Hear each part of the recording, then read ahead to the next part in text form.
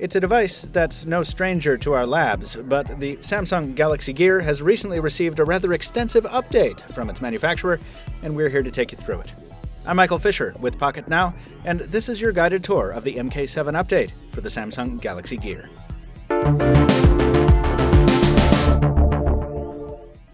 Before we get started, I want to mention that yes, we know the update came out a long while ago for some markets, but here in the US we had to wait quite a bit longer. That, plus CES 2014, pushed this video back some in the queue. But we think this is still worth taking a look at because of the enormity of the update in a few specific areas. The first of those, notifications. As we mentioned in our After the Buzz video for the Galaxy Note 3, the Gear, it finally earns the title of smartwatch. When it launched, it did not. When you received a message on your phone, your Gear only told you to check your phone, which was stupid. You couldn't get any more message details unless it was a message received through the stock Samsung messaging apps, and who wants to use those? Thankfully, with software version MK7, you can finally get the body of emails, text messages via third-party apps, and Facebook notifications, and so on. And it actually works quite well given the Gear's display, which is just as big and beautiful as ever. The only hang-up comes when multiple notifications come in at once. You still can't parse them individually, and all the subject lines kind of run together.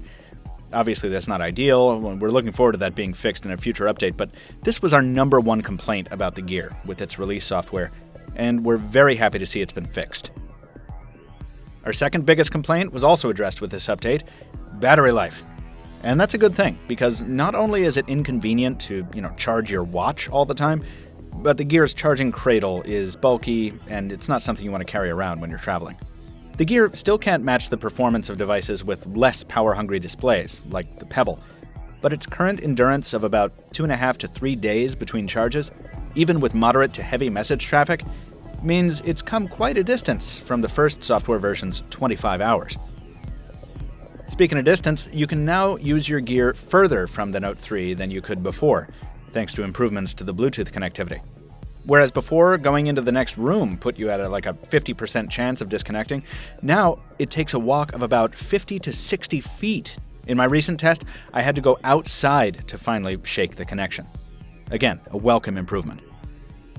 At this point, I know, this video basically seems like a commercial for this update. Well, that's because the improvements are all so welcome that it's hard not to praise them. And they deserve praise. But two things. One, all this should have been present at launch. There's no question in my mind that the Galaxy Gear was prematurely released. And two, the last bullet point in Samsung's release notes, S-Voice improvements, it's supposed to be faster. And, it's just not. Is this indeed faster?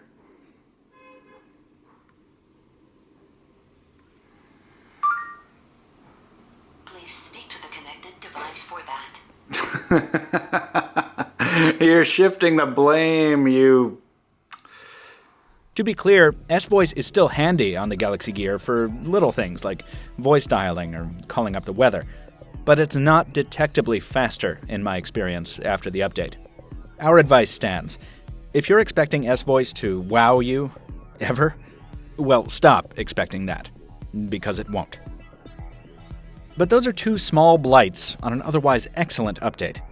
While the Gear is still pricey and far from perfect, with this software package it's become one of the better smartwatches out there, especially if you have a Samsung smartphone. I'm still struggling to find much use for the camera, and I'd really like to see some additions to the stalled app ecosystem, but the Galaxy Gear running MK7 is now right up there with the Pebble as one of my favorite smartphone accessories. You know the drill, folks. If you want to see our existing coverage of the Galaxy Gear, including 5 awesome things, 5 awful things, our initial hands-on, and a bunch more coverage, you can view it here on YouTube or at Pocketnow.com for more in-depth analysis. Before you go anywhere, please drop us a like if you enjoyed this video, leave a comment down below, and be sure to stay tuned for much more coverage on the Galaxy Gear, including some next week. Till next time, this has been Michael Fisher with Pocketnow. Thank you for joining me, and we'll see you next time.